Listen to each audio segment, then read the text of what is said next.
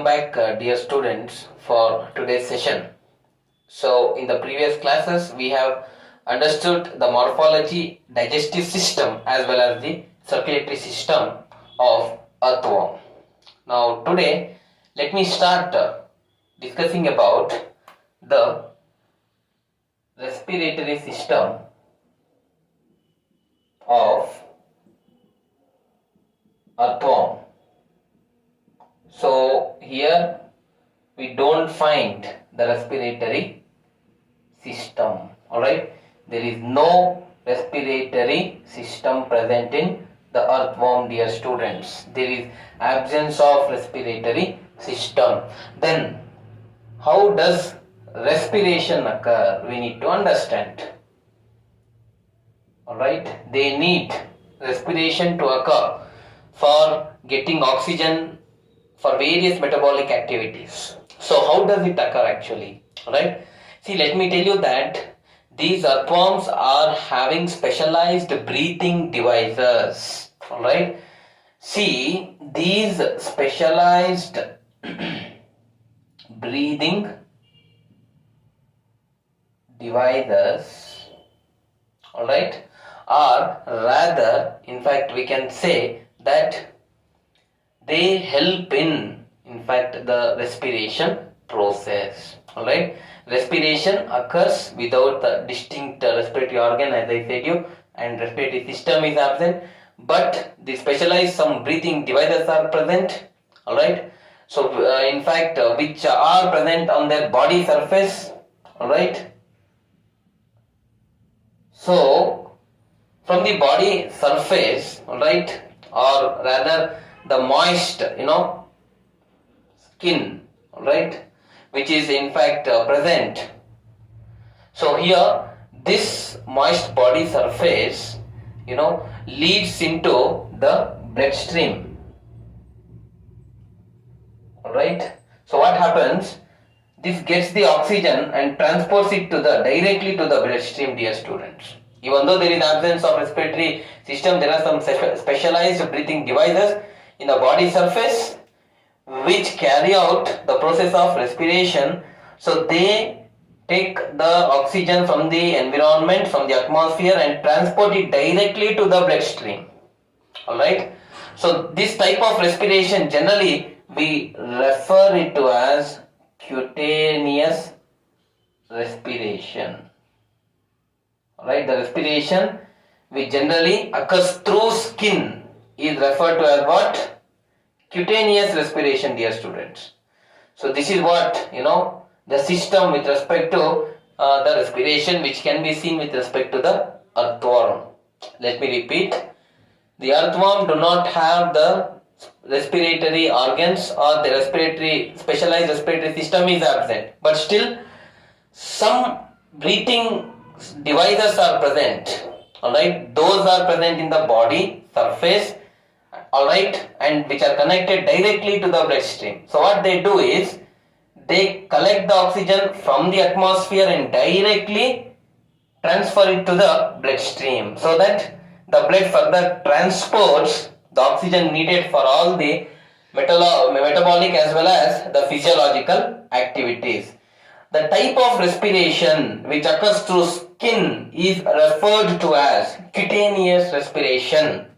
Alright, dear students, next let us move on to the excretory system of earthworm. Firstly, let me tell you that earthworms are seen to be amonotelic and ureotelic. I am using the two words here. One is amonotelic and second is ureotelic. Alright, see, what does these terms refer to? Amonotelic means here the chief excretory product which is released by the earthworm is ammonia, whereas with respect to ureotelic, the chief excretory product released is urea. Alright, remember, one is ammonia and another one is urea. If ammonia is the chief excretory product, the earthworm is referred to as amonotelic, whereas if urea is the chief excretory product, then it is referred to as ureotelic. They are seen to be both ammonotelic as well as ureotelic. See, they are seen to be ammonotelic when, in fact, plenty of water is available. Please understand, when plenty of water is available, in their surroundings, they are seen to be ammonotelic. When there is a bit of less water, then they are referred to as ureotelic, dear students. Okay, so remember, this is the basic you need to understand before actually moving to the excretory system. See, dear students, the excretory organs occur as segmentally arranged coiled tubes. Okay, see, segmentally arranged coiled tubules. We can find, in the segments, in different segments, the coiled tubules. Alright, these excretory organs, let me tell you that, are referred to as nephridia. We call them to as nephridia. Alright, remember this word. The excretory organs of earthworm are referred to as nephridia. Alright, or rather you can refer it in singular terms as, you can refer it to as nephridium. Let me repeat. The excretory organs of earthworm occur, they are occurring in different segments, alright, arranged as coiled tubules, and they are referred to as nephridia, and in singular terms we call them to as nephridium. Alright, dear students. Now, the nephridia of, in fact, the pheretima postuma, one of the common earthworm, are micrometanephridia. We call the common earthworm, that is pheretima postuma, what you find, their pheretima in general you can refer it to as the micrometanephridia. Alright, their excretory organs are referred to as micrometanephridia in case of pheretima postuma.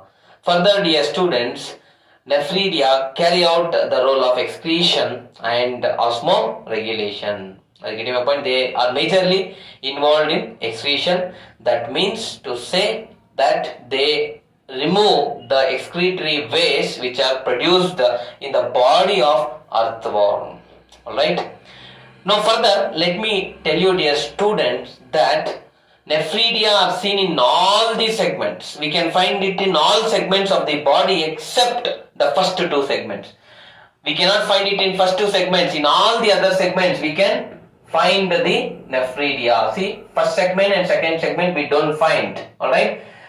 And third, fourth, fifth, sixth, till the last segment of the worm we can find the nephridia. Remember this point, very important. Okay.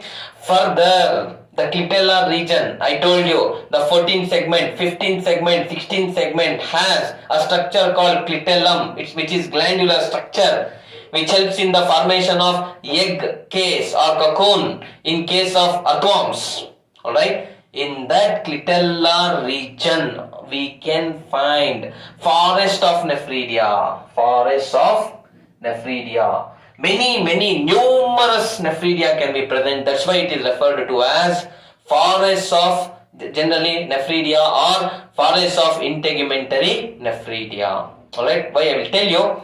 Now, first of all, let me tell you how the nephridia are divided into. Okay, see, nephridia are of three types. Okay, the first type we have is septal nephridia. This is the first type. Okay, septal nephridia. Second type we have is integumentary nephridia. Alright, then thirdly we have pharyngeal nephridia. Alright, here we can find, okay, pharyngeal nephridia, which is third.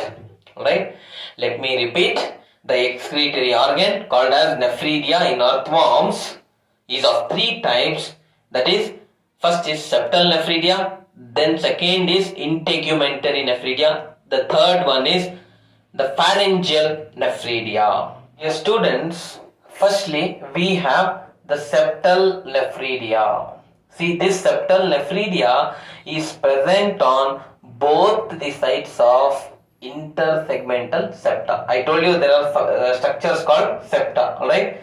They are arranged, alright, on the septa, alright?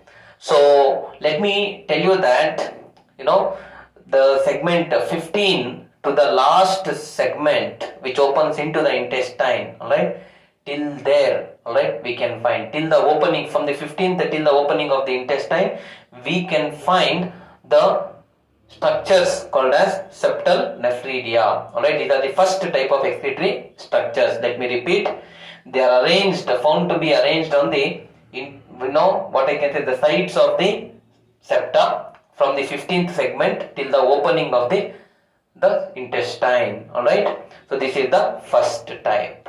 Now secondly, we have integumentary nephridia.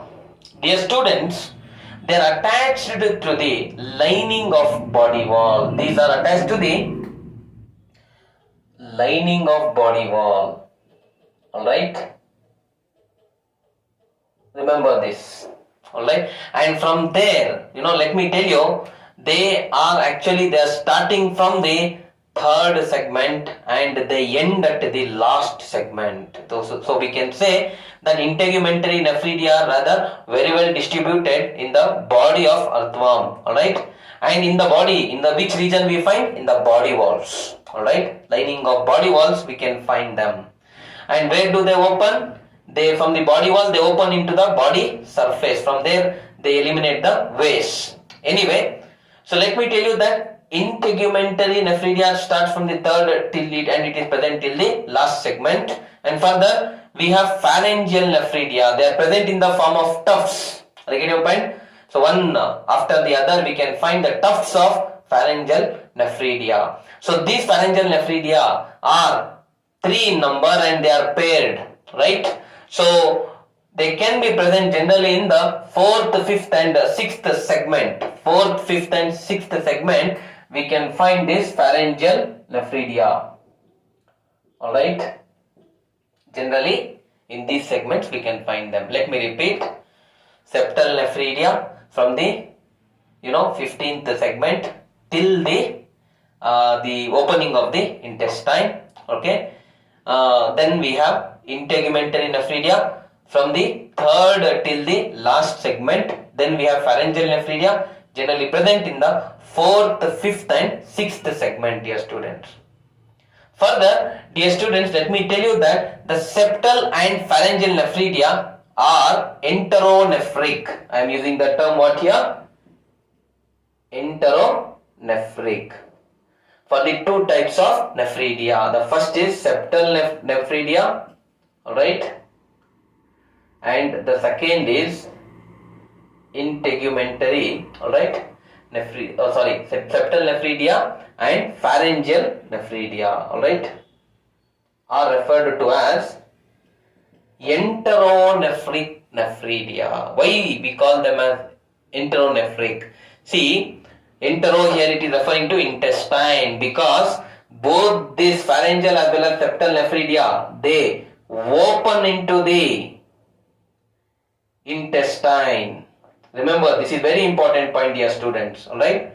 So they open into the intestine, that's why they are referred to as enteronephric nephridia. And further, integumentary nephridia are exonephric, alright.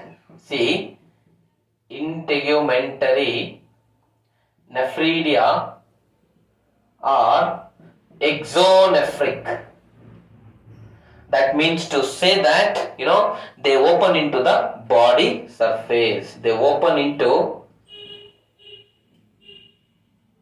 body surface, dear students. Alright. So remember these two important aspects as well. Further, there is a funnel shaped structure called nephrostome. Alright. So this attaches with the tubular part of the nephridium or nephridia. Alright.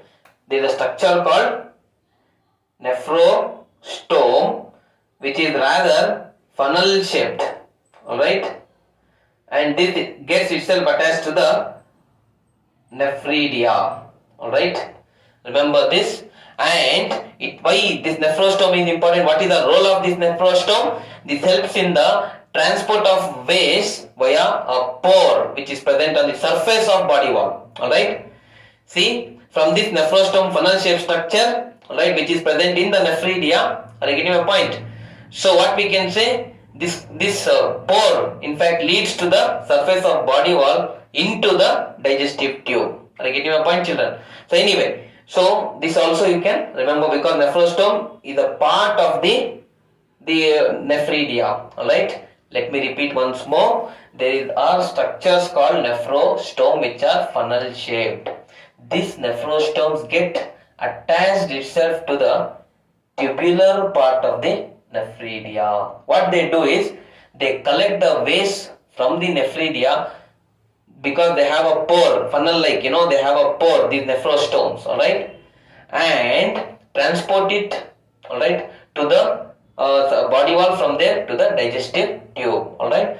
So nephrostome occur only in septal nephridia. See, nephrostomes occur only in the septal nephridia, not in any other integumentary or either pharyngeal nephridia. We don't find nephrostomes. Alright. Only in septal nephridia we find. And already I have told you, forests of integumentary nephridia, generally in the clitellar region we can find them, because they are very numerous. In very high amounts we can find them. Alright. Further, dear students, there are certain specialized cells called as Goken cells, or these cells can also be referred to as yellow cells. Alright. These are very specialized cells which can be present, found in the coelomic fluid of earthworm. Alright. So these are the cells which are present in the coelomic fluid of the earthworm. They are polyfunctional. I am referring it to as one important, what I can say, the word called polyfunctional. Why I am referring it to as polyfunctional? Because these Goken cells or the yellow cells perform numerous functions. Let me state a few of the important ones which they perform. They are excretory in function. Alright. I can say they are similar to the flame cells which we can find in the platyhelminthes, which help in the excretion of waste, or they can be similar to liver, how we have in the human beings. The similar manner they function. Further, dear students, they also store fat. Alright. These Goken cells help in excretion. Alright. And also they store fat. Alright. These are the two functions. Then next, one more function. Earthworm, when it consumes its food, dear students, it also intakes silicates along with its food, which is present in the soil, right?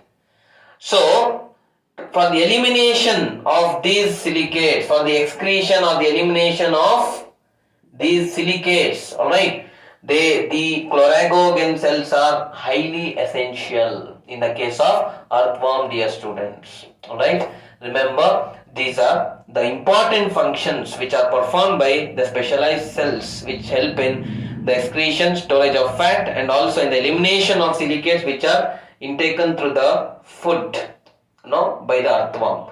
So these are the few important aspects you need to remember with respect to the excretory system of earthworm. So firstly, let me tell you, the septal nephridia is the first excretory organ.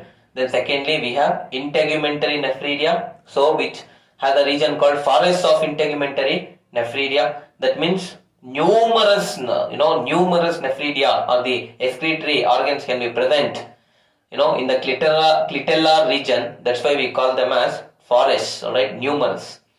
Then thirdly, we have pharyngeal nephridia. Okay, so these are the three important ones. Other than that, we also have specialized cells called Goken cells. Alright, which help in, or yellow cells which help in the excretion of the waste, alright, and also normal waste as well as the silicates elimination also they help, and they also store fat. They are polyfunctional in nature, right? So further, remember that these earthworms are generally seen to be amonotelic or ureotelic. Next, let us discuss about the nervous system of earthworm.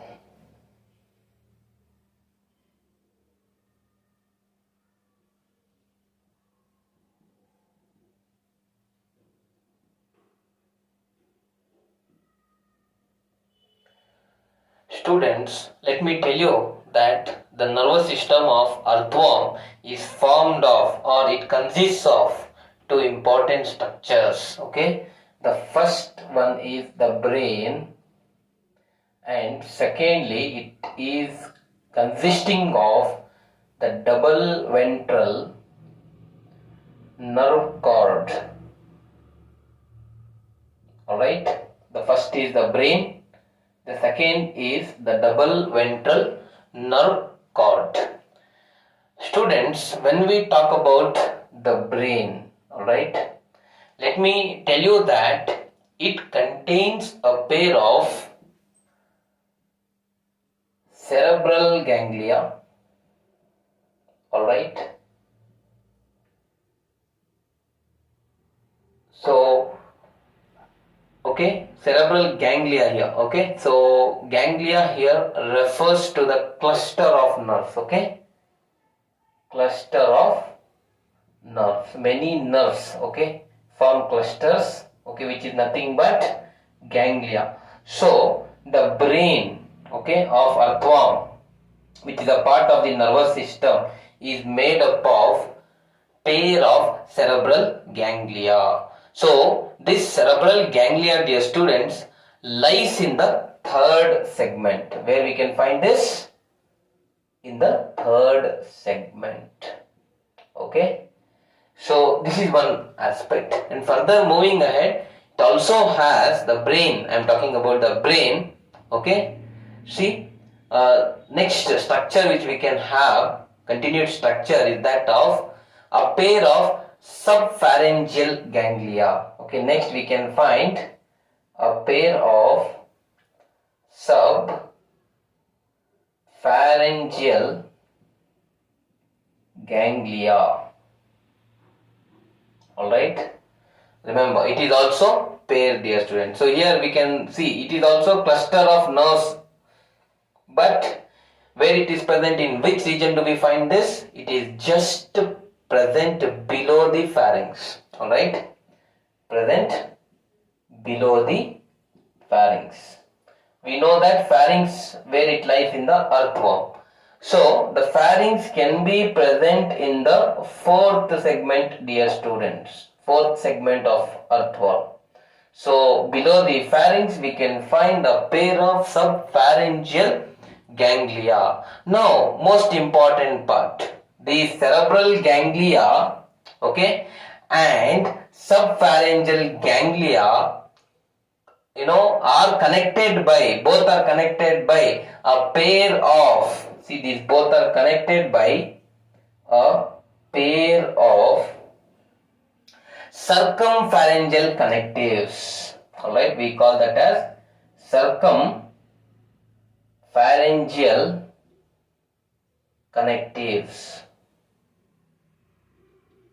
Alright, let me repeat. The brain, consists of generally the cerebral ganglia present in the third segment and subpharyngeal ganglia that is present below the pharynx. These ganglia are nothing but they are cluster of nerves. Alright. So both these cerebral ganglia and subpharyngeal ganglia are connected by a pair of structures called, again, okay, we call that as circumpharyngeal connectives. They help in connection, okay, connection, alright, of these two, right, dear students, that is cerebral and subpharyngeal ganglia. Okay, furthermore, Let me tell you, when these two are connected, they form a nerve ring. See, when cerebral ganglia and subpharyngeal ganglia are connected, they form a nerve ring. Alright. So this nerve ring can be present around the pharynx, dear students. Okay. Fine. Please note that the cerebral ganglia along with the other nerves, alright, in the ring, alright, the cerebral ganglia and the nerves which are present in this ring, other nerves, okay, they integrate sensory input. They help in senses, alright, they help in sensory input. Now say for example, sensory input is nothing but all the senses which can be present in the earthworm. Alright, the touch, the smell, alright, all these senses, okay, so are brought about by these, what I said you, the cerebral ganglia along with the other nerves of nerve ring bring about the sensory input, alright, and to go with that, one more very important function also they perform, dear students, that is, they also help in muscular responses. Note this point. They also help in muscular responses. Alright. If muscular contractions, relaxations has to occur in the earthworm, they need the signals which are again brought about with the help of cerebral ganglia and other nerves which are associated with the nerve ring. They also help in this aspect as well. Okay.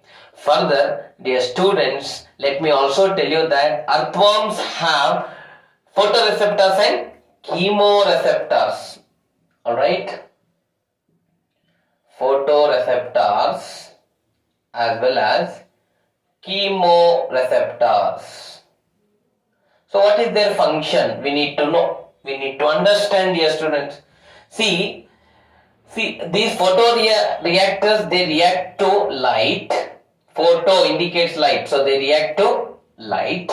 Whereas the chemoreceptors, they react to the chemical stimuli. This is light stimuli. If any light exists, these photoreceptors react to that. Or if there is any chemical stimuli, they react to the stimuli. Are you getting my point, student? Yes. Generally, now I can say for example, they help in, they are present in the, they also help in taste. Are you getting my point? We generally refer chemoreceptors also as, taste receptors. We also call them as generally taste receptors because they perform their important role here. Alright.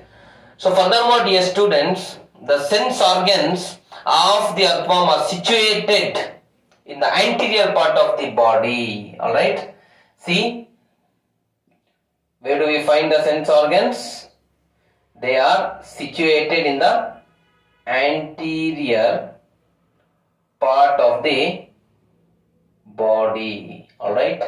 So remember, this is also important. And let me move now to the second one, that is double ventral nerve cord. Alright. So when we say double ventral nerve cord, it comprises of what generally we can say that, the important part of the central nervous system, it actually the part of brain and as well as the spinal cord forms the double ventral nerve cord.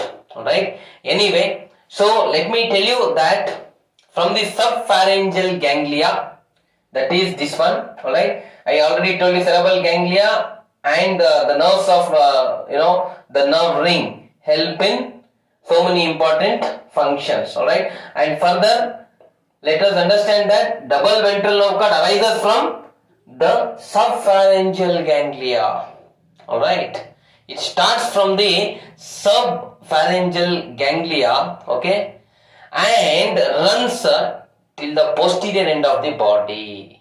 To the end of the body, when we consider the earthworm, till the end, the posterior is the lowermost part of the body. Till that, it continues the double ventral nerve cord.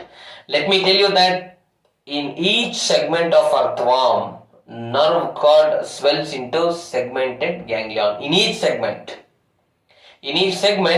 we have a nerve cord swelling, that is called as segmented ganglion. Alright, what do we call that as? In each segment we can find segmented ganglion. The segmented ganglion is nothing but, alright, swelling of nerve cord. Right, dear students, note this point. Alright, and further let me tell you that nerves, almost all the nerves will arise from the nerve ring. So these are the important aspects you need to remember, dear students. Okay, this is pertaining to the nervous system of earthworm. Dear students, next let us discuss about the reproductive system of earthworm. I have put across the diagram for you to understand clearly. Here, dear students, first and foremost important aspect which I have to mention here is that the earthworm is hermaphrodite animal. We know that hermaphrodite also you can say, or rather you can also represent it to as bisexual animal. See, it means to say that the earthworm possesses, or it has, both the sex organs. That is, the presence of male as well as the female sex organs or gonads can be seen in the earthworm. Because of the same, the earthworm is called as hermaphrodite or bisexual animal. It's an annelid. Okay. So further, let me tell you that the earthworm has two pairs of testes present in the 10th and 11th segment. Alright. See, in this 10th segment and the 11th segment, we can find the testes, okay, along with the testis sac. The testis sac, holds the testis. Alright. Where do we find? In the 10th and the 11th segment, we can find the testis. Further, dear students, their vasa differentia runs up to 18th segment. See, I am talking here about vasa differentia or vasa difference, you can represent it to as. Here what I am representing here. See, from the testis sac, this is the testis sac, from this sac, the vasa differentia or vasa difference arises. See, what is the role of vasa differentia? It carries the sperms after its production from the testis, to the site of, where it has to be released. Right? So, it's a tubular structure. Vasa difference is a tubular in nature. It's a tubular structure. Dear students, through vasa difference it comes and joins to the prostatic duct. There is one important gland called prostate gland. Alright. So there we have the prostatic duct. Alright, where the sperms get collected. Right students. See, this is the duct, prostatic duct. Right. So in fact which leads to further, both common prostatic and spermatic duct we generally say it to us. Alright. Anyway, it reaches to the prostatic duct. I mean to say the vasa difference. So it starts from the testes. The testes have tubular structures called vasa difference, and these vasa difference lead to the prostatic duct. Further, dear students, two pairs of accessory glands are also present. Alright, see, you can find here, this is one gland and this is one more gland. So we call them as accessory glands. So what is the role of these accessory glands? They help in binding during copulation. The two worms, earthworms have to bind with each other. So in that binding, these accessory glands help. Two pairs can be present. Two pairs. So in which segment do we find these accessory glands? In the 17th and 18th segment we find the accessory glands. Note down the segments, it's very important. They help in binding of the worms. Alright. Then after the accessory glands, let me tell you the next structure we have is that of the common prostate and spermatic duct. Alright. See, rather, let me tell you the accessory glands are not exactly present in the 17th and 18th. You leave 18th, okay? 17th and 19th it is present here, students. 17th and 19th. Further, we have one more important structures called common prostatic and spermatic duct. Alright. Note here that the vasa differentia opens to the exterior, to the outside. This vasa difference opens to the outside, alright, by a pair of male genital pore which are present in the 18th segment. Dear students, 18th segment I had left here. That is the reason. See, 17th and 19th you can find the accessory glands. Alright. But on the 18th segment you can see the male genital pores. What we can find here? Male genital pores. Alright. That's very important, dear students. Okay. Then further, let me tell you that 4 pairs of spermathecae are present from 6th to 9th segment. See, from this segment till this segment, as we can find here. See, I have marked spermathecae, right? 1, 2, 3, 4, 5, 6, 7, 8. So total 4 pairs we can say. Of what? Spermathecae, as we can find here. Okay. 6, 7, 8, 9 segment we can find the spermathecae. So the spermathecae, they receive and store the spermatozoa or the sperms during copulation. Alright. See, the sperms will be received by this and they will be stored during copulation, during the sexual intercourse, during the sexual activity. Alright. So that is the storage and receiving function of sperms will be performed by, alright, spermathecae, storage and receiving function of sperms. Alright. When it will be in fact doing this? During the process of copulation or sexual activity.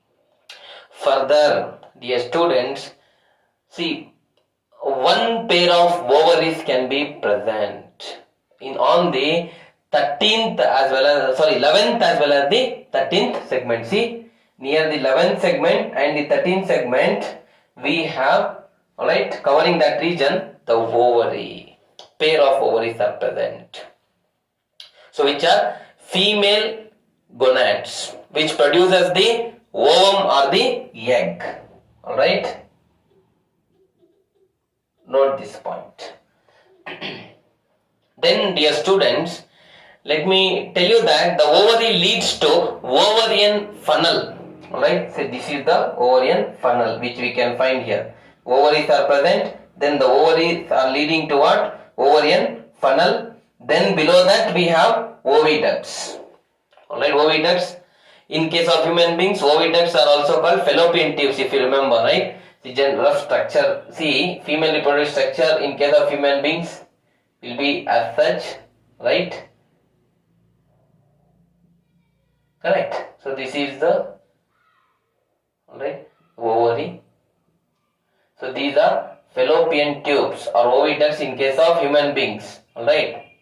See, after the production of ovary, so ovary produces the ovum. So production of ovum, when it occurs, the ovum will be transported to the fallopian tubes here, like this. Alright. Here it is also called as oviducts, right? In a similar manner, we can also find the same here, that is the oviducts we say. Alright.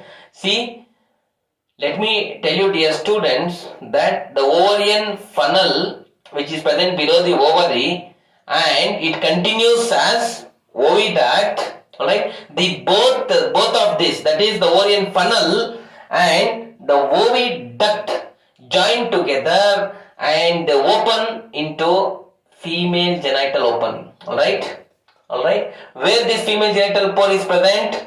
On the 14th segment. See, nearly almost in the 14th segment we have the female genital pore. See, male genital pore is present in the 18th segment. Alright, in the 14th segment we find the female genital pore, dear students.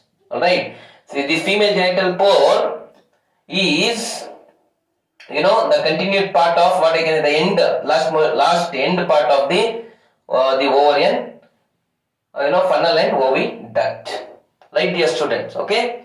So fine. Next, mature sperms and egg cells. Now, sperms are what? Male reproductive or male gametes, and ovum or the egg cells are what? Female gametes. They can also be called to as the sex cells. Along with the sperms, ovum and the nutritive fluid, alright, all these are deposited inside the cocoon, alright, all these are deposited inside the cocoon. This cocoon or the egg case, rather we can say, alright, is produced by the clitellum. We know that clitellum produces the cocoon. So inside the cocoon, what all I said here? One is egg, alright, then the sperms, and also the other nutrition. All this is deposited in the cocoon, which is secreted by the clitellum. Alright. Dear students, note that the fertilization takes place inside the cocoon. I hope you are understanding my point. Because all the sperms, egg, nutrition, everything is present inside the cocoon. Alright.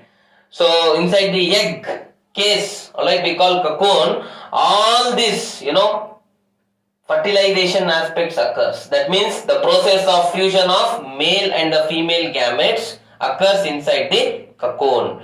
And alright, after the fertilization, alright, later the other further, fertilized zygote will be deposited in the soil. After 3 weeks, alright, each cocoon produces, alright, 2 to 20 baby worms. Okay, sorry. Note one point. What happens is, inside the cocoons we have egg, sperms and nutrition, as I said you. So fertilization, that is the fusion of sperm, alright, and the egg is taking place inside the cocoon, right? After its fusion, the zygote will not be left directly into the, the soil. Along with the cocoon itself, where fertilization has occurred, after fertilization it will be transferred to the soil. Note that point, okay?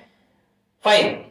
Now what will happen? After 3 weeks, each cocoon produces 2 to 20 baby worms. How much? Approximately each cocoon will produce 2 to 20 baby worms. Alright, on an average at least 4 of worms. Alright, on an average if we take, minimum of 4 will be seen. Very much less is 2. Alright, average is 4, maximum is 20. Right, so that's what. So much of baby worms will be released from the cocoon in the soil. Alright, so let me also tell you that the development is here, alright, direct. Direct means what? Without larval stages. There is no formation of larvae in the case of earthworm. Alright, so these are few important aspects pertaining to the reproductive system of earthworm we need to understand, dear students. Okay. Further, I said you that earthworm is also called as farmer's friend. Okay, because the earthworm, what it does, it makes the burrows inside the soil, making the soil porous and loose. So when it becomes porous and loose and has burrows, the growing plant roots or the young roots which are developing will pass through that. Okay, and it helps in the maintaining of the soil fertility always. Okay, so that's why we call earthworm as the farmer's friend.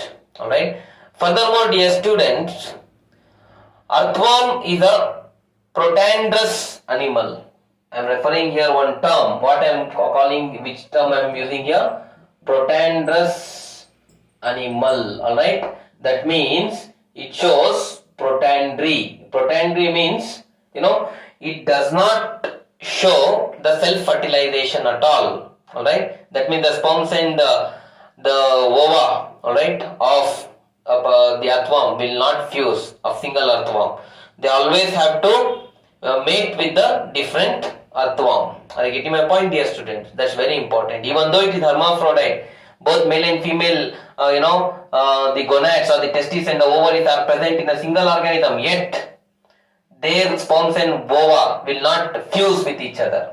Alright, they have to fuse with the other worm's sperm and the ova. Alright, so that's very important, dear student. That's why that is the term we use here. We call them as protandrous animal. Alright, that means it does not show the self-fertilization, it shows cross-fertilization. Alright, other than that, if I want to mention that earthworm is also used as a bait. Bait means, you can understand, in fishing. Alright, in fishing they use it as a bait. They will just cling to the bait and they catch the fishes, right? So there also it is used. So anyway, so these are the important points, more particular with respect to the reproductive system of earthworm. Alright, please do remember these all aspects.